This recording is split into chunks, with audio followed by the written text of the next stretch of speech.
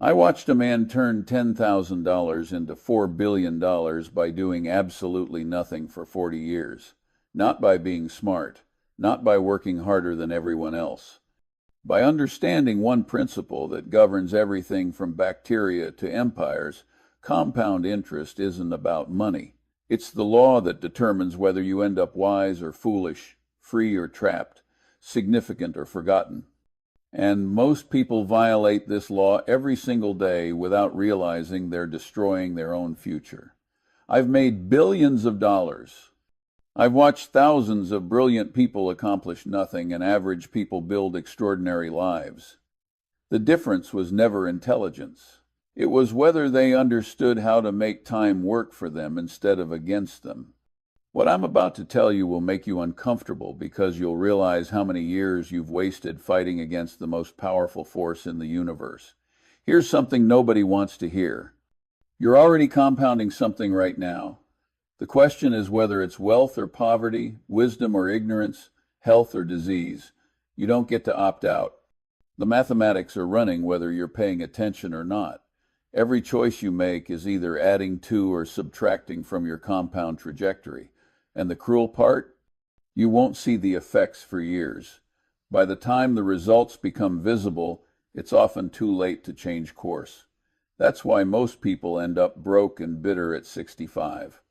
They spent 40 years compounding the wrong things. Let me paint you a picture. Imagine two people at age 25, identical in every way. Same intelligence, same opportunities, same starting capital of $10,000. Person A decides to invest that $10,000 in an index fund and adds just $200 a month for 40 years. They live modestly, avoid debt, read constantly, maintain their health, and build genuine relationships. Nothing spectacular, just boring consistency. Person B spends the $10,000 on a car to impress people. They finance a lifestyle slightly above their means, accumulate credit card debt, watch television instead of reading, eat convenient food instead of healthy food, and treat relationships as transactions. Also, nothing spectacular, just normal modern life. At 65, person A is a multimillionaire with deep friendships, sharp mental clarity, robust health, and a reputation that opens doors. Person B is broke, on medication, isolated, and wondering where it all went wrong. Same starting point. 40 years of slightly different daily choices. That's compounding. The gap between them isn't 40% or 400%. It's often 10,000% or more because compounding is exponential, not linear. And here's the part that should terrify you. Person B thought they were living the good life. They had the nicer car, the bigger house, the expensive vacations. They looked successful for 30 years. Person A looked boring for 30 years. Then the math caught up. Suddenly, person B's life collapsed while person A's life compounded into something magnificent. The tragedy is person B could have switched trajectories at 30, at 40, even at 50. But they didn't because the effects of their choices weren't visible yet. That's the insidious nature of compounding. It lies to you in the early years. Bad decisions feel fine. Good decisions feel pointless. The feedback is delayed so long that most people never connect their current reality to their past choices. They blame luck, the economy, other people, anything except the obvious truth. They violated the law of compounding for decades, and now they're paying the accumulated interest. You can't cheat this law any more than you can cheat gravity. Both will eventually introduce you to the ground. Now, let me tell you something that will change how you see everything. Your brain is the most powerful compounding machine in existence. More powerful than any investment account, any business, any inheritance. Because your brain determines every other outcome in your life. If your mind works well, you'll make good decisions that compound into wealth, health, relationships, everything. If your mind is broken, nothing else matters. You could inherit a fortune and lose it, You could have every opportunity and waste it. I've watched this happen hundreds of times. The difference between a functional mind and a dysfunctional one isn't IQ. I've known people with IQs of 160 who destroyed their lives. And I've known people of average intelligence who built empires. The difference was what they fed their minds daily. Every piece of information you consume is either strengthening or weakening your mental architecture. There's no neutral input. You're either building useful neural pathways or destructive ones. And this process compounds silently over decades. Read 30 minutes of quality material daily for 20 years and you'll have consumed over 300 books. Your mind will have built a latticework of mental models that makes you dangerous in any domain. You'll see patterns others miss. You'll avoid mistakes others repeat. You'll make connections that seem like genius but are just the accumulated result of feeding your brain properly for 2 decades. Spend 30 minutes daily consuming social media, gossip, outrage, and nonsense for 20 years and you'll have trained your brain to be intellectually useless. You'll be easily manipulated. You'll make predictable mistakes. You'll wonder why opportunities never come to you. The answer is simple. You compounded stupidity until it became your baseline operating system. Your brain is now optimized for distraction, not depth. Here's what most people don't understand about mental compounding. It's not about memorizing facts. It's about building frameworks that organize how you think. When I was young, I realized that the world doesn't operate in the neat categories they teach in school. Biology, physics, psychology, economics. They're all describing the same reality from different angles. So I started reading everything.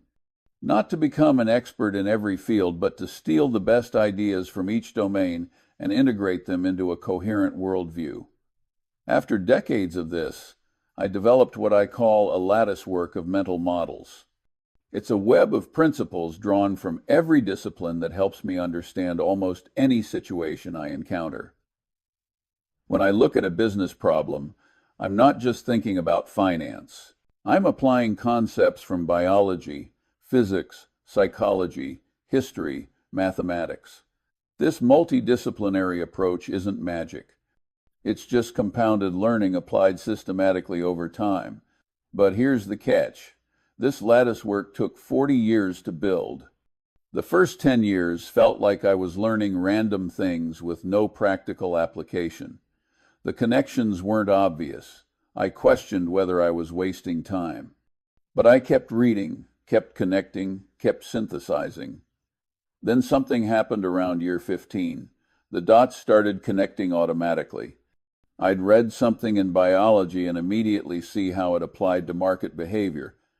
I'd study a historical pattern and recognize it playing out in current events. My brain had accumulated enough diverse knowledge that it started finding patterns on its own.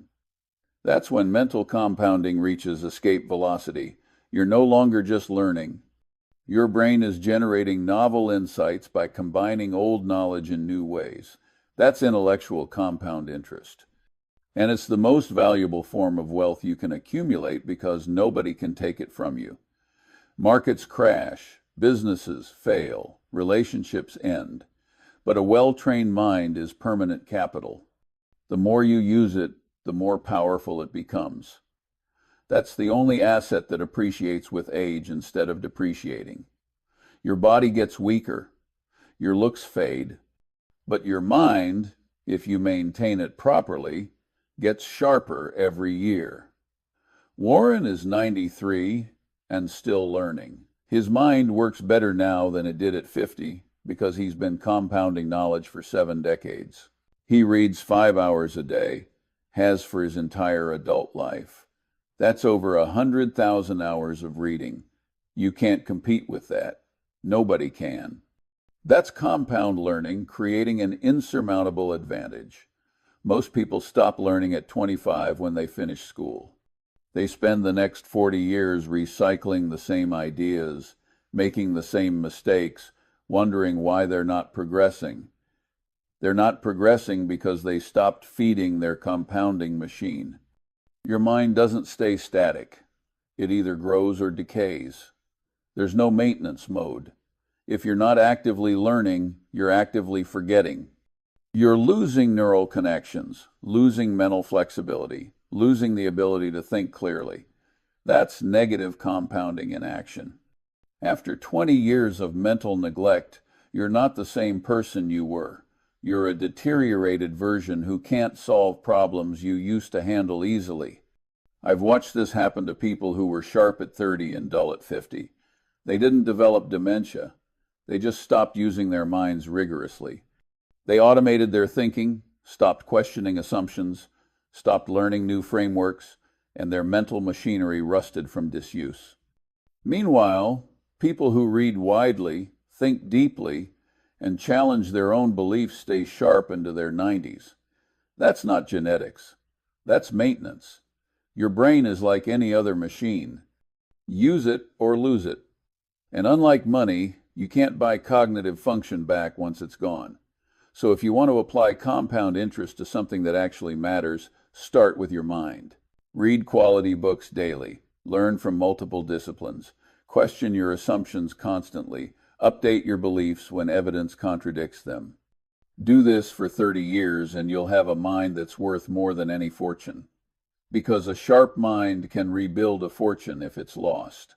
But all the money in the world can't buy back a mind that's been allowed to decay. That's the trade-off most people never consider. They invest in everything except the one asset that determines all other outcomes. Now let's talk about character, because this is where compounding becomes invisible but devastating. Character is the compound interest of trust. Every promise you keep is a deposit. Every time you tell the truth when lying would be easier, that's a deposit. Every time you give credit instead of taking it, that's a deposit. These deposits don't show up in your bank account. They accumulate in how people perceive you. And perception, over decades, becomes reality. You can't fake character long term. Time is the great auditor. It exposes every shortcut, every deception, every compromise.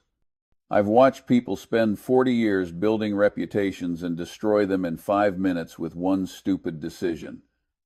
All those deposits evaporated instantly because character compounds until it doesn't. Once trust is broken, it rarely grows back. The mathematics reverse. Now you're compounding suspicion. Every interaction requires proof. Every statement gets fact-checked. Every promise comes with skepticism. You've switched from compounding trust to compounding doubt, and doubt spreads faster than trust ever built. Here's what nobody tells you about reputation. It's not about grand gestures. It's about tiny consistencies that accumulate over decades. Show up on time, always. Do what you say you'll do, always. Tell the truth, even when it costs you, always. These sound like platitudes until you realize almost nobody does them consistently. Most people are reliable when it's convenient. They're honest when it doesn't hurt. They follow through when they feel like it. That's not character. That's convenience. Real character is maintaining your standards when it's expensive to do so. When you lose a deal by being honest. When you miss an opportunity by being ethical. When you tell the truth knowing it will damage you. Those are the moments that compound into unshakable reputation. I've been in business for 70 years. I've never lied in a negotiation, not once, even when lying would have made me millions. Was I being virtuous? No. I was being practical, because I understood that one lie compounds into a requirement for more lies. Soon you're maintaining a web of deceptions that costs more mental energy than any deal is worth. Meanwhile, radical honesty compounds into simplicity. You never have to remember what you said because it's all true. You never have to calculate who knows what. You never have to worry about exposure. That's cognitive efficiency at scale. Your brain isn't wasting RAM managing contradictions. It's free to focus on actual problems. But more importantly, people learn they can trust you completely. And trust, compounded over decades, creates opportunities you can't buy. I've gotten deals that didn't make sense economically because the other party knew I wouldn't screw them. They'd rather work with someone trustworthy at a lower return than someone sketchy at a higher return. That's compound trust paying dividends. Warren and I have been partners for over 60 years. We've never had a contract for most of our arrangements. We just talk and execute. Why? Because 60 years of consistent behavior created compound trust so deep that legal documentation became redundant. Neither of us would violate that trust for any amount of money because we understand what we'd be destroying. 60 years of compound trust is more valuable than any single transaction. That kind of relationship can't be manufactured. It can only be grown slowly through thousands of small interactions where neither person cheats. Every time we could have taken advantage and didn't, we made a deposit. After 60 years, the account balance is so large that no temptation could possibly be worth withdrawing from it. That's what compound character looks like at maturity. It's not about being a saint.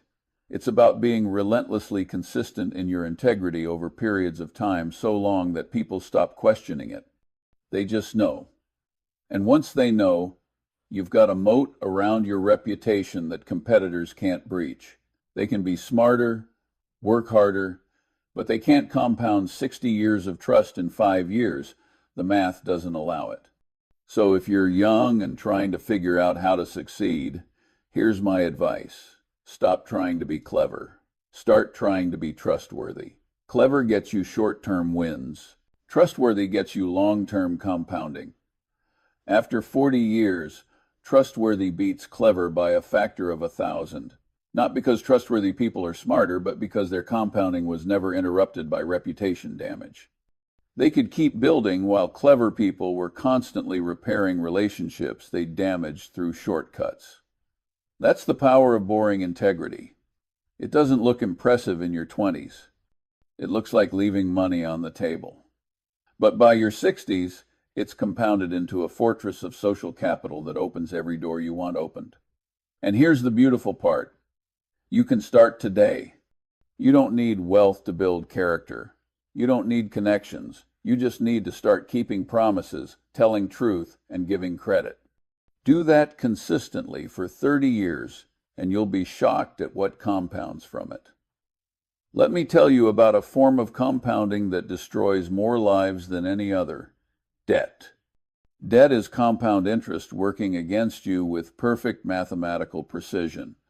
Every dollar you borrow starts accruing interest immediately. That interest compounds daily, monthly, yearly.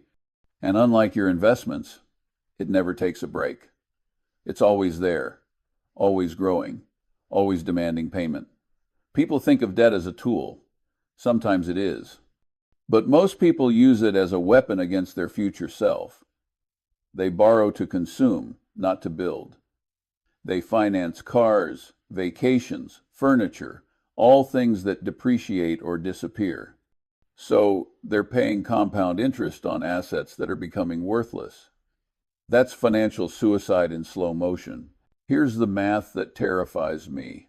If you carry a credit card balance of $10,000 at 18% interest and only make minimum payments, you'll pay over $15,000 in interest before you're done. You essentially bought everything twice. And that's assuming you never add to the balance, which most people do. So they're compounding debt while the things they bought are depreciating. That's negative compounding on both sides of the equation. Meanwhile, if you'd invested that same $10,000 at 10% for 30 years, it would be worth over $170,000. So the decision to go into debt didn't just cost you $10,000 plus interest. It cost you the entire compound future of that money. That's the opportunity cost people never calculate. Every dollar sent to a credit card company is a dollar that will never compound for you. It's permanent damage to your wealth trajectory. And most Americans are doing this with multiple cards, car loans, student loans, mortgages they can't really afford. They're compounding debt across every category of their financial life.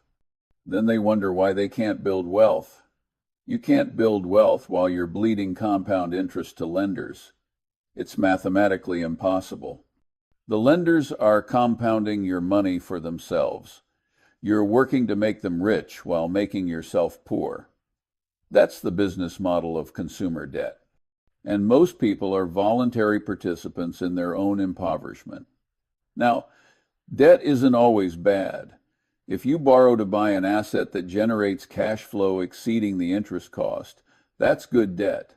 If you borrow to invest in education that dramatically increases your earning power, that can be good debt.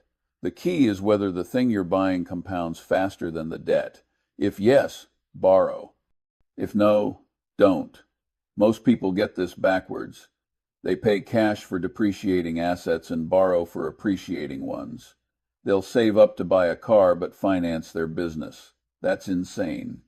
You should borrow to buy the business and pay cash for the car. Or better yet, don't buy an expensive car at all. But people make emotional decisions, not mathematical ones. They want to look successful now, even if it means being poor later. That's how compound debt destroys the middle class. They're one economic shock away from collapse because they're carrying so much debt that they have no margin for error. Here's my rule. If it depreciates, pay cash or don't buy it. If it appreciates and you understand it completely, consider borrowing. But even then, use debt sparingly because debt creates forced decisions. When you owe money, you don't control your timeline. The lender does. And that's incompatible with long-term compounding. Warren and I built Berkshire almost entirely without debt. People thought we were overly conservative. We weren't. We just understood that compounding requires time and flexibility. Debt removes both. It forces you to act when the lender demands, not when the opportunity is optimal.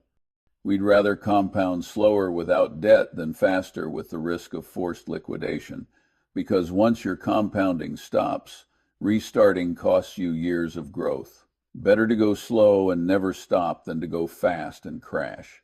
Most people don't think this way. They're addicted to leverage, to speed, to looking rich now. So they borrow heavily and blow up during the first crisis. Then they spend years rebuilding instead of compounding. That's not a shortcut. That's a permanent setback. If you want to harness compound interest safely, avoid debt except for assets you deeply understand that generate returns exceeding the cost. Everything else should be paid for with cash. And if you can't afford it with cash, you can't afford it. That simple rule would prevent 90% of financial disasters I've witnessed. But people won't follow it because it requires patience and sacrifice. They want the thing now, even if it means poverty later. That's how compound debt wins. Let's talk about habits, because this is where most people sabotage their compounding without realizing it. Habits are automatic compounding machines running in the background of your life. They multiply whatever you feed them, good or bad, and they do it without requiring conscious effort. That's both their power and their danger. If you have good habits, you're compounding success on autopilot. If you have bad habits, you're compounding failure on autopilot. And the scary part is you often don't realize which one is happening until years later when the results become undeniable. Think about this. If you have a habit of reading 30 minutes before bed, you'll absorb 50 books a year. Over 20 years, that's 1,000 books. You'll have built a knowledge base that 99% of people don't have. That's compound learning from a simple daily habit. Now imagine you have a habit of scrolling social media for an hour after dinner. Over 20 years, that's 7,300 hours of consuming content designed to make you angry, envious, and distracted. You'll have trained your brain to crave dopamine hits instead of deep thought. That's compound stupidity from an equally simple habit. Same mechanism, opposite trajectories. And here's what makes habits so powerful for compounding. They don't require willpower once they're established. The behavior becomes automatic. You're not fighting resistance anymore. You're just executing a pattern your brain has learned.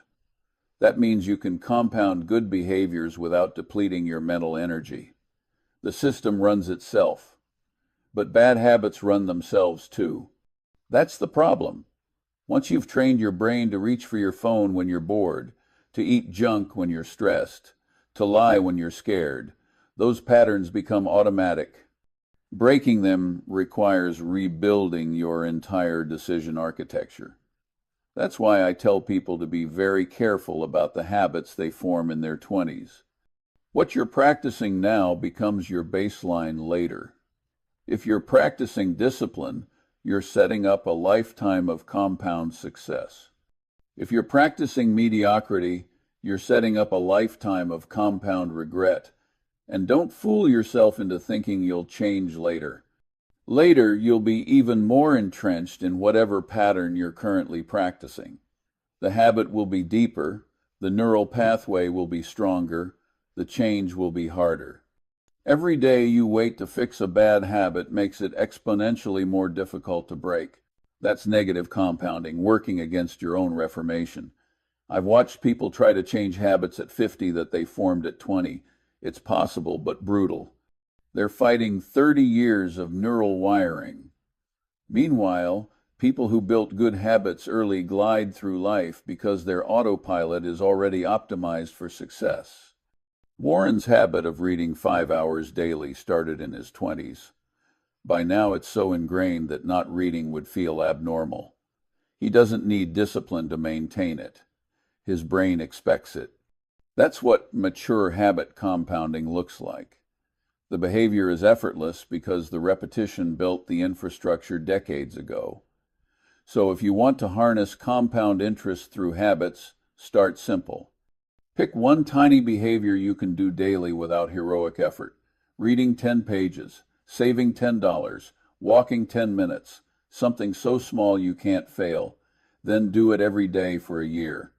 Don't expand, don't add complexity. Just prove to yourself that you can maintain one simple habit for 365 consecutive days. Once you've done that, the habit is locked in. Your brain has built the pathway. Now you can add a second habit. Build that for a year. Lock it in. Add a third. This is how you compound behaviors safely, one at a time, slowly, boring. After 10 years, you'll have 10 rock-solid habits running on autopilot. Those 10 habits, compounded over the next 30 years, will produce a life most people can't imagine. Not because you're doing anything spectacular, but because you're doing simple things consistently while everyone else is starting and stopping forever. Most people try to change everything at once. New year, new me. They launch 10 new habits simultaneously. By February, they've quit all of them. Then they feel like failures and give up on self-improvement entirely. That's not a character flaw. That's a strategic error. You can't compound 10 things simultaneously from zero. The cognitive load is too high. You have to sequence your compounding. One habit until it's automatic, then add another. That's how you build a life that looks disciplined from the outside but feels effortless from the inside. Because you're not relying on willpower. You're relying on compounded automation. Now, I want to address something that stops more people from compounding successfully than almost anything else. They're trying to compound too many things at once. They want to be rich, fit, wise, famous, and connected simultaneously. So they split their effort across 5 goals and compound nothing meaningfully. Compounding requires focus. Not obsessive focus that excludes everything else, but sustained directional focus over long periods. You need to pick a few things that matter and compound those relentlessly. Everything else gets maintenance mode at best. I focused on 2 things for 50 years, learning and investing. That's it. I didn't try to become a celebrity. I didn't try to master 6 different fields. I picked 2 domains and compounded them into world-class capability.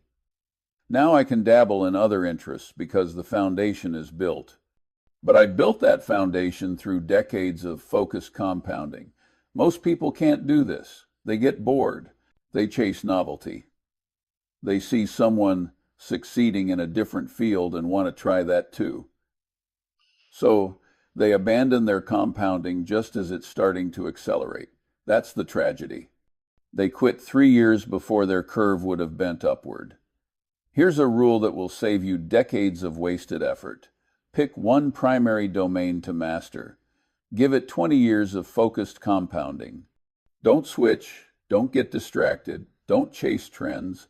Just compound your one thing relentlessly until you're elite. After you've reached genuine mastery, then you can expand into secondary domains. But not before. If you violate this rule, you'll end up mediocre in everything. I've seen it happen hundreds of times. Talented people who could have been world-class at one thing ended up average at 5 things because they couldn't resist diversifying too early. That's not strategy. That's fear of commitment. They were afraid to go all in on one bet, so they hedged across multiple bets and none paid off. Meanwhile, people who committed completely to one domain for 2 decades became the best in the world at it, not because they're more talented, but because they gave compounding enough time to work in one direction. After you're the best, you have options. You can leverage your expertise, you can expand into adjacent fields, you can teach, you can consult, but all of that flows from having one spike of genuine mastery.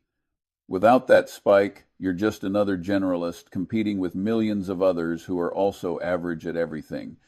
So here's my advice. Look at your life right now. How many things are you trying to compound simultaneously? If the answer is more than 3, you're diluted. Pick the 1 or 2 that matter most. Go all in on those. Put everything else on hold or minimum maintenance. Then give it 20 years. Don't evaluate progress yearly. That's too short.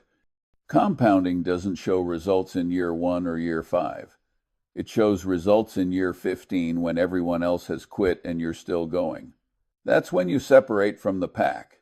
Not because you're special, but because you didn't interrupt your compounding.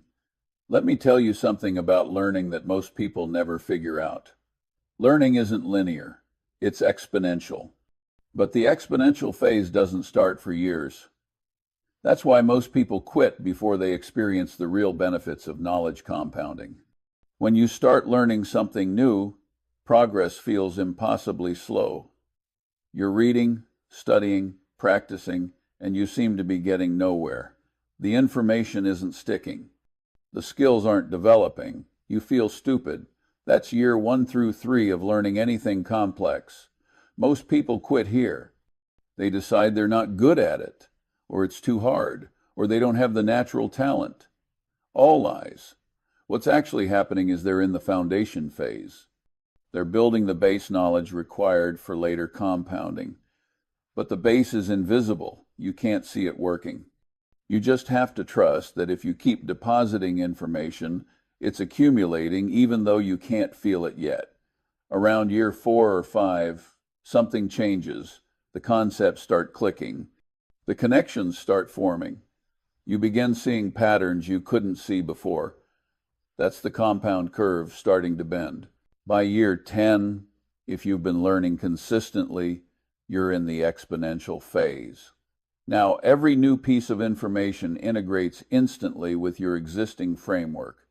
You're learning faster than ever because you have more context to attach new knowledge to. That's compound learning at maturity. But here's the tragedy. Most people never reach year 10 in any subject because they quit in year 2 when it feels like nothing's happening. They switch to something else, start over at year 0, quit again at year 2. They spend their entire life in the linear phase of learning, never experiencing the exponential phase. Meanwhile, people who stick with one subject for 20 years become world-class experts. Not because they're smarter, but because they stayed long enough to experience knowledge compounding. By year 20, they're learning in days what it would take a beginner years to understand. That's the power of an established knowledge base compounding new information. I've been studying human psychology, economics, business, and investing for 70 years. I'm still learning faster now than I did at 30 because I have 70 years of framework to integrate new knowledge into. Every book I read now connects to hundreds of previous books. Every experience relates to thousands of previous experiences. That's compound learning, creating exponential returns. But I had to suffer through decades of feeling like I was learning slowly to reach this point. That's the price of admission. You can't skip the foundation phase. You can't accelerate compound learning beyond a certain point. You just have to keep depositing knowledge consistently and trust the math. After enough time, the returns become extraordinary. But only if you never stop feeding the compounding machine. The moment you stop learning, the compounding stops. Worse, you start forgetting. Knowledge that isn't used regularly degrades. That's negative compounding. After 10 years of not learning, you're not just where you were. You're worse because your mental frameworks have ossified and you've lost neuroplasticity. So if you want to apply compound interest to your mind, the rule is simple. Never stop learning. Read daily, study broadly, think deeply, synthesize constantly. Do this until you die. That's the only way to keep your mental compounding curve pointing up.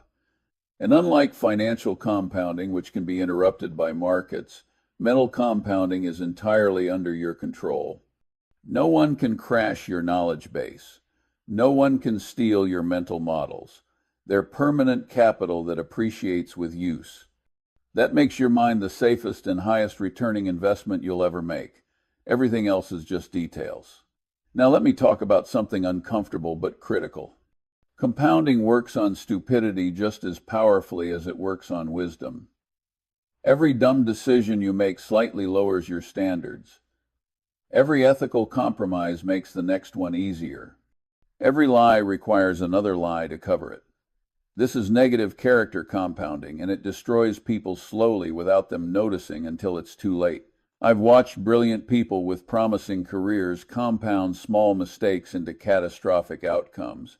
They didn't plan to become corrupt or incompetent. They just made one small compromise that seemed harmless, then another, each one lowering the bar slightly. After 20 years of compounding small compromises, they become someone unrecognizable from who they started as. That's how good people turn bad. Not through one dramatic choice, but through 1,000 tiny compromises that compound into character erosion. And the scary part is they don't realize it's happening. Each individual compromise feels justified in the moment, but the compounding effect is devastating. Here's how it works. You're a young professional facing your first ethical dilemma. You can tell the truth and lose a deal, or shade the truth slightly and win. You shade it. You win the deal. Nothing bad happens. In fact, you get promoted. Your brain learns a lesson. Dishonesty works and has no consequences. Next time the situation arises, you don't even hesitate. You've already established that slight dishonesty is acceptable. So you do it again and again. Each time it gets easier. Each time the lies get bigger. After 10 years, you're casually lying about material facts because you've compounded dishonesty until it became your default operating mode. You've trained your brain to optimize for short-term wins, regardless of truth. And here's the devastating part. You can't see how far you've fallen because the decline was gradual. You didn't wake up one day and decide to become a liar. You compounded into it through thousands of small choices that seemed reasonable at the time. This is why I'm so rigid about certain principles. It's not moralism. It's mathematics. Once you start compounding in the wrong direction, it's exponentially harder to reverse course. The neural pathways are established. The rationalizations are practiced. The identity has shifted. Changing requires not just stopping the bad behavior, but unwinding years of compounded moral decline. That's why prevention is everything. Don't make the first compromise. Hold the line absolutely on core principles, because once you start sliding, Compound momentum works against you. The same force that could have built your character now destroys it, and you won't realize how far you've fallen until someone points it out or you face consequences. By then, the compounding has typically done irreversible damage to your reputation. People forgive single mistakes. They don't forgive patterns, and patterns are just compounded small decisions. Once people see the pattern, your reputation shifts from trustworthy to suspect, and suspicion compounds just like trust did. Every future action gets interpreted through the lens of your established pattern. You can't escape it. You've compounded yourself into a box. The antidote is simple but requires discipline most people don't have. Never compromise on core values. Not once, not for any reason. Not for money, not for convenience, not for career advancement. Never. Because that first compromise is the seed of compounded moral decline. Kill it immediately. Don't let it germinate. I followed this rule for 70 years. There are deals I didn't do, money I didn't make, opportunities I passed because they required ethical compromises I wouldn't make. Was I leaving money on the table? In the short term, yes. But I was protecting my long-term compounding. And over 70 years, that's worth infinitely more than any single transaction. Because my reputation compounded in the other direction, people learned they could trust me completely. That created opportunities I couldn't have bought. It created partnerships that lasted decades. It created a life where I don't have to remember lies or worry about exposure. That's the dividend of compounding integrity. It creates simplicity and opportunity simultaneously. So if you're young and trying to figure out how to build a successful life, here's my advice. Pick your absolute ethical boundaries and never cross them. Not once, not for any reason. Then watch what compounds over 40 years. You'll be shocked at how much easier life becomes when you're not managing a web of compromises. And you'll be shocked at how many opportunities come to people who are known to be unflinchingly honest. That reputation can't be faked. It can only be earned through decades of consistent behavior. But once you have it, it's the most valuable asset you'll ever own. Let me tell you something that might save you from decades of misery. There's a compounding effect to your environment that most people never consider. The people you spend time with, the information you consume, the culture you immerse yourself in, all of it compounds into who you become. You can't maintain upward compounding while surrounded by downward influences. The math doesn't work. If you're trying to compound knowledge but all your friends want to talk about is gossip and television, your mental compounding will be sabotaged. If you're trying to compound wealth but everyone around you has a scarcity mindset and consumer habits, your financial compounding will be sabotaged. If you're trying to compound health but your social circle revolves around drinking and unhealthy food, your physical compounding will be sabotaged. Environment isn't everything, but it's enormously powerful because it compounds daily through subtle social pressure and normalized behavior. You become the average of the people you spend the most time with. That's not metaphor. That's mathematical reality. Their habits influence your habits. Their standards become your standards. Their trajectories predict your trajectory.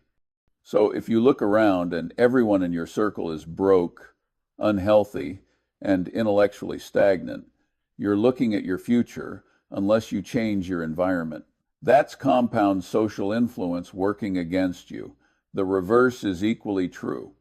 If you surround yourself with people who read, invest, maintain their health, and think long-term, their behaviors will pull you upward. Not because they're preaching at you, but because normal is contagious. When everyone around you reads daily, reading daily becomes normal. When everyone around you invests aggressively, investing becomes normal. When everyone around you maintains high standards become normal. That's positive, environmental compounding. Your peer group sets your baseline expectations, and baseline expectations compound into outcomes over decades. This is why I've been extremely selective about who I spend time with for my entire adult life. I don't have time for people who complain constantly, who blame others, who refuse to learn, who operate from envy. Those traits are contagious and compound negatively. 1 hour with a bitter person can infect your thinking for days. That's compound toxicity. I'd rather spend time alone than with people who drag down my mental state. Meanwhile, I'll spend unlimited time with people who are curious, honest, and building something meaningful. Their energy compounds positively. One conversation can spark insights that compound for years. So, environmental selection isn't snobbery, it's compounding strategy. You're choosing which direction the social influence will compound. And over a lifetime, that choice determines more about your outcomes than almost any other factor. Because you can have perfect individual habits, but if your environment is constantly sabotaging them, you're fighting uphill forever. It's much easier to compound upward when your environment is reinforcing your positive behaviors instead of undermining them. So here's my advice. Audit your environment ruthlessly. Who are you spending time with? What are you reading? What culture are you immersed in? If the answers aren't supporting your compounding goals, change them.